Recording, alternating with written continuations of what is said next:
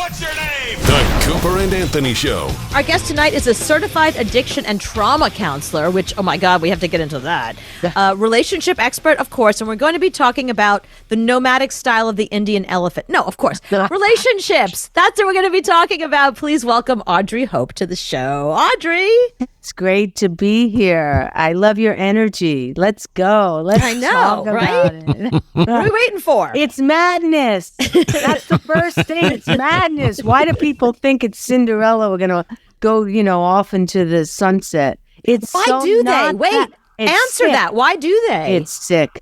I try to prepare people. I'm like, do you know what you're getting ready for? It's not all roses. That'll be the honeymoon stage 1, but I'll see you around stage 3 when you start to get really loud. But why, it's so amazing to me that we still have these really antiquated ideas about what relationships are supposed to be. Like, you brought it up, the Cinderella thing. And even though, we're all feminist and, strong women, there is definitely that side that we want the guy to do so much stuff and we get disappointed and we have this idea of what the relationship should be. Why do we still do that? Oh, it's so ingrained. The guy has to make money. He has to be successful. These are real belief systems. And to get married at a certain age, if we don't, we're banned from society. It's very heavy. And I'm glad you brought that up because we're indoctrinated into that system. And that's why we'll end up sometimes with the wrong person because we get scared. We're, a certain age and we're not married yet. So who's the next person on the bus? Okay, I'll take that one. Ready to get married, right? So the question is, why did you marry the person? And that's always a good question. Like, why did you guys get married? Mm-hmm. And then to see where that goes. What are some of the answers you usually get? I'm kind of curious because I'm very Insurance. Insurance. It was the cow milk thing. That's what I got. I don't know. Fear of being alone, I think, is a big one. People don't want to be alone. Mm-hmm. Yeah. So, they'll just, they want to belong and they want the white picket fence. So, we have a lot of things in our life about indoctrination. We have to free ourselves from these concepts. So, how? Well, you have to question what you really want, what's important to you. And I say, whose scorecard do you believe in? Who are you following? Your mom could have passed away, your dad could have passed away, but they're still energetically connected to you and you're still living to please them. So you have to investigate what you're doing and why. So you work a lot with people and addiction. Now, is addiction and relationships the same part of the brain? You ask a great question. Let's just It's rare. Let's take this moment. It's funny.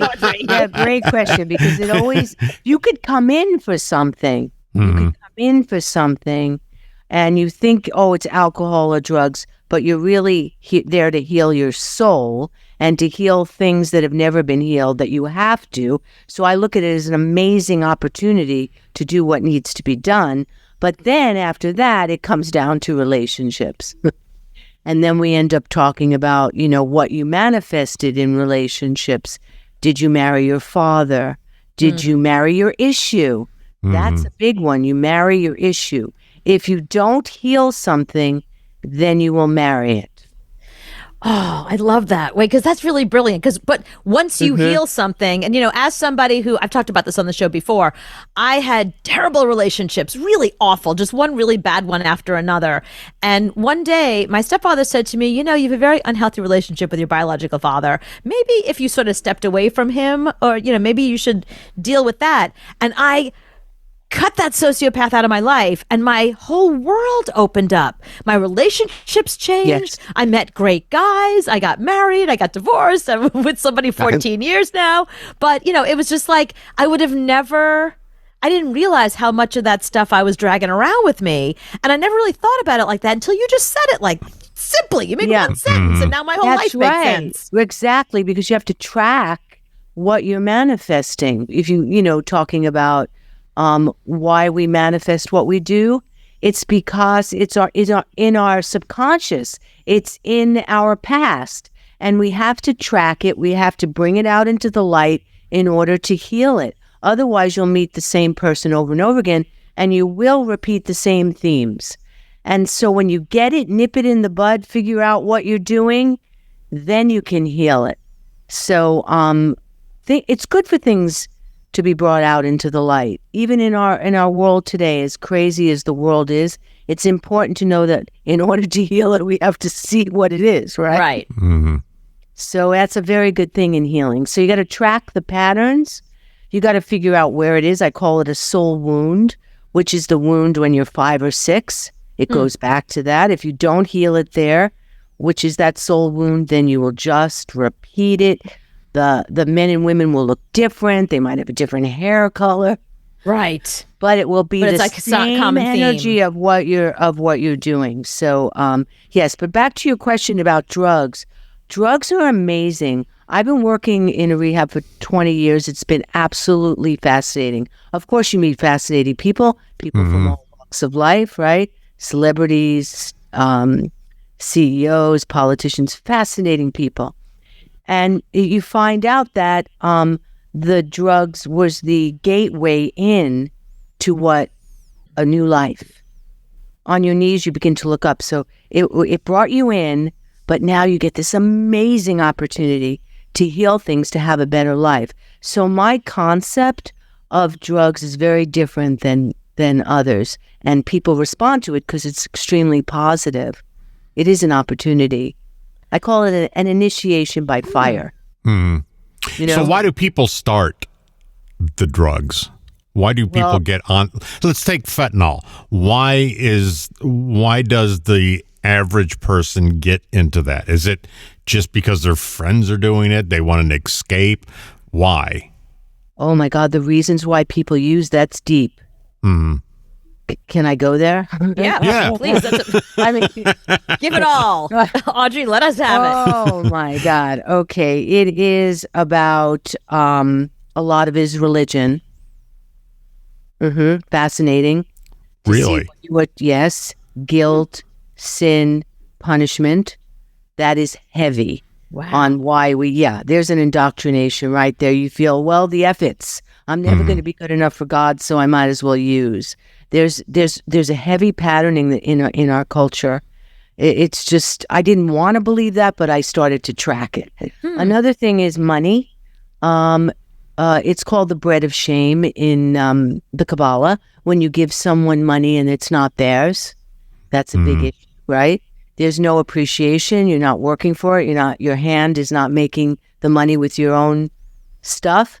And then it becomes, you just really become spoiled and ungrateful and selfish. So that's another reason. But low self-esteem, loss of self, right? That's a big one. You abandon yourself somewhere long ago because of something that happened to you. That's a soul issue.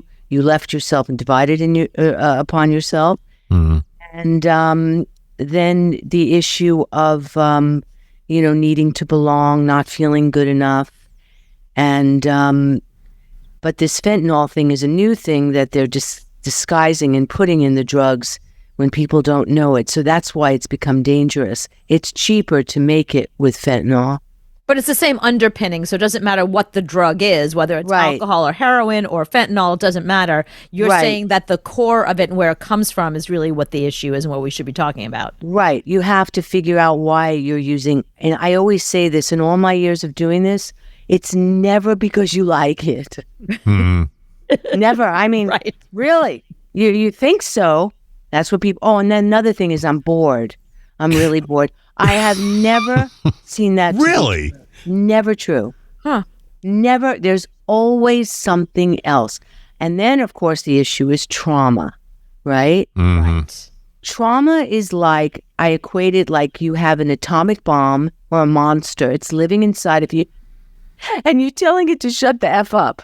Right. But it's there and it's living in you and you carry it and you're trying to pretend it's not there. That's what trauma is. So it'll get activated by the stupidest things sometimes. And people go, why now? Because it's been living in there and it just took a little poke and it just like all exploded. So trauma is really a heavy issue, why people use.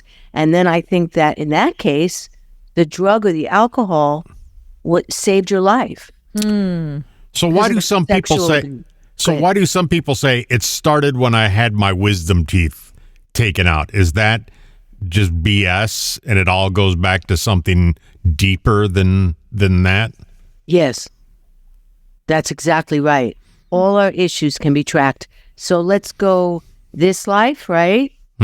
What happened to us around 5 or 6? That's when we kind of like leave the fantasy world and forget things and come into like total reality around that age. But I'll even take it a step further. Sometimes it's past life. Sometimes it's beyond that. And people might not believe in that until you prove it to them that it's true, which is, when you met someone and you had that past life thing, you felt it right away. Do you ever have that experience where you're like, oh my God, I have this feeling I know you from somewhere? Sometimes in relationships, we're actually finishing something. I knew lots of guys in bars when I was in my 20s. So yeah, I know exactly what you're talking about. I feel like I know you. No. Right. No, Cooper but and it's I true. Cooper and I were like slugs and bottom feeding fish in a previous life. We haven't evolved enough yet. Did you ever go to a city and you felt like you were there before? No, if I was I remember that crawling up that wall when I was a slug. I would have a good time with you. I love people that are closed-minded to that stuff. They're my favorite. Oh, I'm the least closed-minded person you'll ever meet. Yeah, believe me, he believes way too much wacky shit. Trust me, he's not. Wow, he's the opposite of closed-minded. I'd love to know where the but he probably was a slug in a past life. Where did the two of you meet? That's fascinating.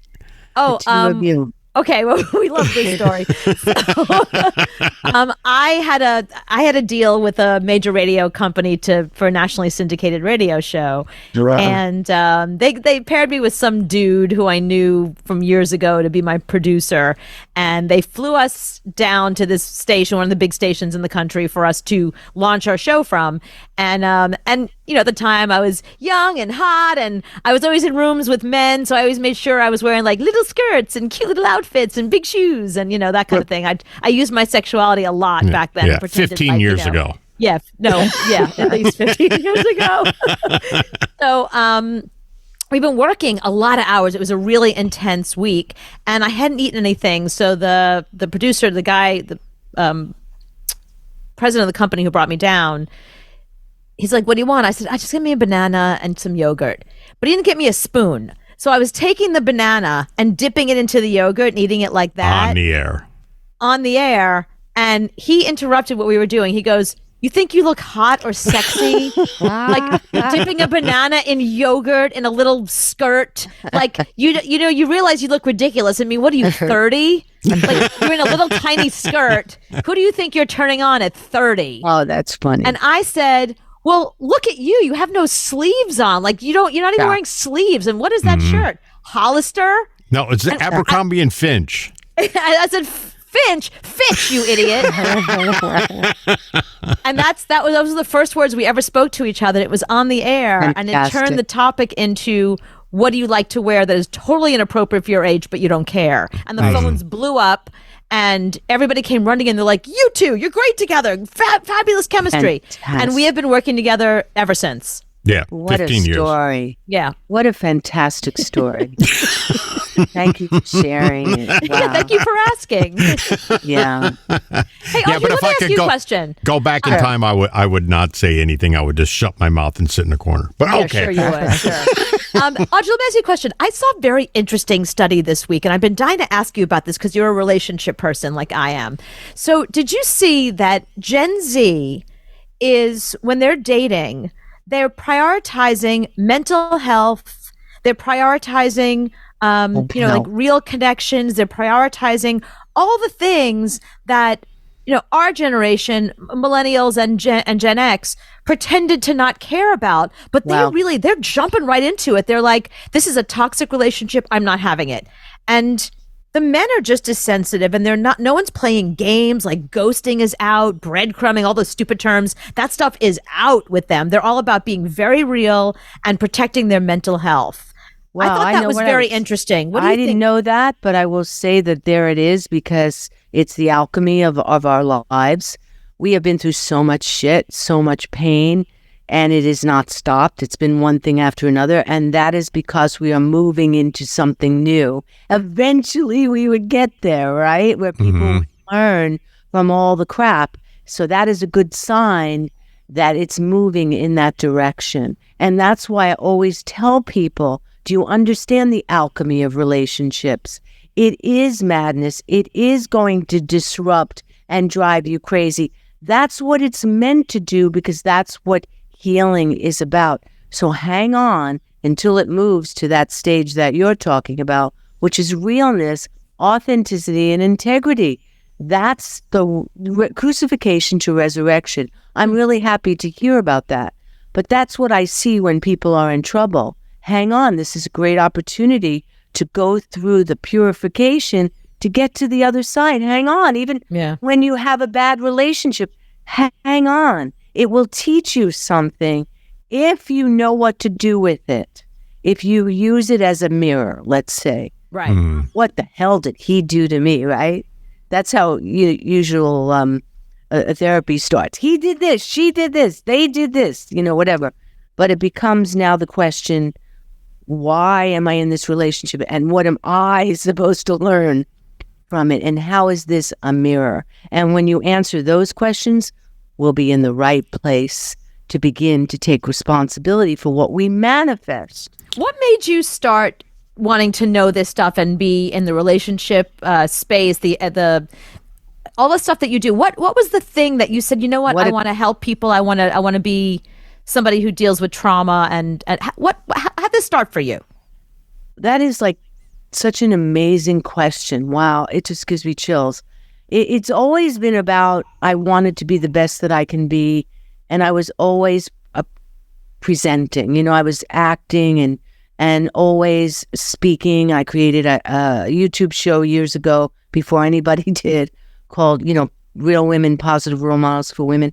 And I always had a chip inside of me that knew that I wanted to do something great. And my name is Hope. So I put that all together. So I've always known it. And that was my life purpose. And so I surrendered to the path, you say, and got out of the way. And then it just led me. It led me to all these, expensive rehabs in Malibu, coming from New York. Listen, if you're going to go, that's where you should go. Amazing people, And I started to see, well, that's not working. That psychological concept is not working. That drug that you're giving them is not working. We need to do something else. So it's been that path of, and I needed to be a one-stop shop, because I realized, there might be someone who needs to talk to someone who's on the other side, right? Right. They didn't heal that relationship. So I wanted to open up the intuition and these other realms. Sometimes I'll get an answer of something that doesn't even make sense, and yet it's the answer, you see? Wow. So it's like a very magical process. I just got off the phone working with someone who wanted to help the relationship that she feels is a twin flame. You know what a twin flame is, right? Explain to Anthony, because he doesn't know anything. Anthony, a twin flame is like beyond a soulmate. It's like who you're supposed to be with. That really blesses your life. It's not just like it's a special kind of love. You have to kind of get ready for it and all that. It's a soulmate love, right? So my client asked me, I feel like it's my soulmate. I can't stop thinking about them. He needs to be fixed. He needs to learn this. He won't go to therapy. I said, take a moment. It's not about him. I said, you are stopping the manifestation of it. And she was shocked. And I said, what are your belief systems? And we found that she thought he had to go make a lot of money, because she did. So that was the block. People tend to think when they manifest, it's the other person. If only he would go to therapy. But really, if you turn the tables, it's something you're doing that's stopping it, or out of safety, or you're afraid, or whatever. So it's manifestation is really interesting. Yeah, and it's such a big part of our conversation these days. I can't believe that's another thing about Gen Z. I hear about manifestation all the time. You must be like in hog heaven. You're like, yes, I've been saying these words for years. It's about time you kids caught on. Now, how does a guy pick you up at a bar and sit and have a conversation, a normal conversation with somebody like you, and you not go all psychologist on him? Now let's review that, okay? Let's review that. Let me say this, because I am married for like 13 years, whatever. And okay, so go back 13 years. It had to be a nightmare sitting across the table from you, and you sitting there being a psychologist. Years ago, how do you do it? Let me just reframe this. I say this, and my husband and I laugh about it all the time. Mm-hmm. I work with drug addicts. Right. They are the hardest room. They are the hardest crowd. Right? Right. They're, don't want to be there. They're pessimistic. They want to use. They want to get out and use. Okay. So if I could get that group to like me and to sit down and listen, then I have definitely gone into some radio guy is exactly. So I always say that tough room. Yeah. I managed to do it. I haven't lost one yet. So and the ones that go, what is this spirituality? What is? Okay, so I have to be able to relate, and my New York comes out, and I don't feel better than anybody, because if you're in front of me, I feel I'm supposed to meet you, right? So there's none of that. It's like, hi, how are you? And if someone asks me how I am, I'm so excited. But basically, people talk about themselves. Yeah, I'm not worried about you on the date. I'm worried about the guy. He walks in there and you go, "Oh, I'm a relationship expert." Oh my God. This is going to be the worst first date ever. Well, I met my husband through manifestation. So I had a voice in my ear. Mm-hmm. It told me to go on this specific site. And it hounded me and wouldn't let me sleep. So what do you say about that? I went on plentyoffish.com, which is a crazy site. Right. Like, that's and hundreds of people. Hundreds. Right. Like, it's not just like these news sites. So there were hundreds of people. I didn't want to be there. The voice was in my ear. Okay, I'm supposed to meet somebody. I see this guy. I'm like, what? I want to get off. It says he wants to help people in the world. I'm like, oh, that's good. Mm-hmm. I could relate to that. And I said hi, and I ended up marrying him. Huh. But that's how it happened. So I have helped a lot of people get married. A lot of people. It's a weird gift to have, right? Yeah, that is a weird gift to have. It's a weird gift to have. But that's why I'm writing the system down in the book. It's a very easy system. But like, for example, I had a client, I said, stop. If you go out with that guy, it's the same guy you just divorced. Right. Tell him no. Call him up while I'm here and say no. Don't do it anymore. Make the decision. You're not taking crumbs. That week, she met the guy she's with. That's how it works. Manifestation is an energy. If you do what needs to be done, you'll have it. But what if, what are your thoughts about this? Like, my boyfriend and I are amazing. We've been together 14 years. He's incredible. Like, everything about him, we get along great. I feel like I have no interest in getting married. And my whole thing is, if somebody could give me just one good reason to get married, I'll do it. But I can't seem to find one good reason to get married other than health insurance, but he has his own. Right. So then it has to be something that comes from you, not from the society. That is never going to happen. Yeah, there you go. Like, who wants to follow other people? Right. What is it for you? And that's the truth of the self, right? We have to really connect to that. So it's okay, because I know you're talking about marriage. So it's okay to not want to be married. It's okay to want to be in a good, healthy relationship, but not be married, or should that always be the goal? It's okay to do whatever the hell you want. And I'll say that to addicts too. Like, if you want to use, go use. I mean, like, really, what is this all about? I mean, why are we all here? For what reason? There's that whole religious programming, right? Yeah. We have to like do it right to get something, to be good, to get something. And it's kind of opposite of that. We're kind of here to remember, like Michelangelo, the beauty's already there. Just remove the stone. Like, it's really that. Or Dorothy, it's already there. And we've been sold a real bag of goods, man. We've been sold a real bag of goods. Yeah. We are really powerful beings, and we're told to give our power away, especially as women, to the patriarchal, man.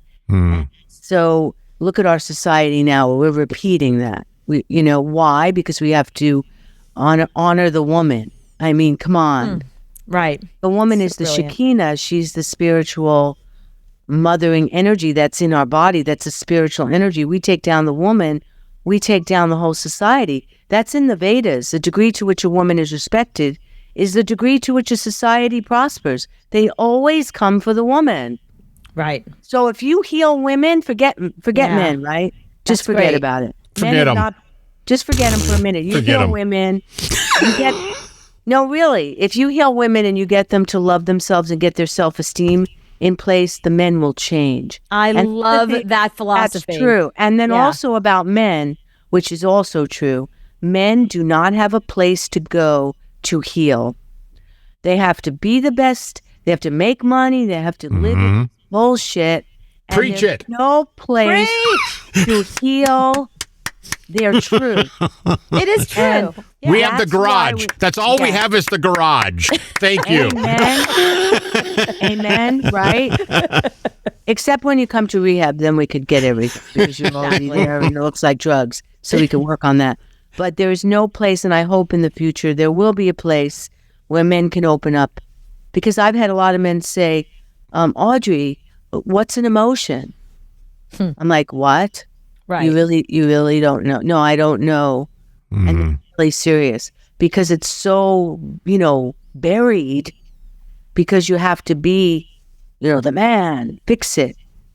Right. And be, You've given us so much to think about. Like, my brain is going 1,000,000% right now. I've never had so many thoughts in my whole life. I adore you. I am so grateful that you agreed to do our stupid little show. And we definitely want to have you back because we'll have way more questions for you. You can find Audrey on Insta, the Audrey Hope, which I love because I am the Cooper Lawrence on there. The Audrey Hope. You are amazing, incredible, brilliant, and I love everything you had to say, especially the point that we should protect women and think about women and make sure that women are the ones who that are doing okay, because if we're okay, everybody's okay. Yeah. Brilliant. Love you. Thank you so much for saying that. Thank you so much for doing our show. You guys. Thank you. It's been a joy.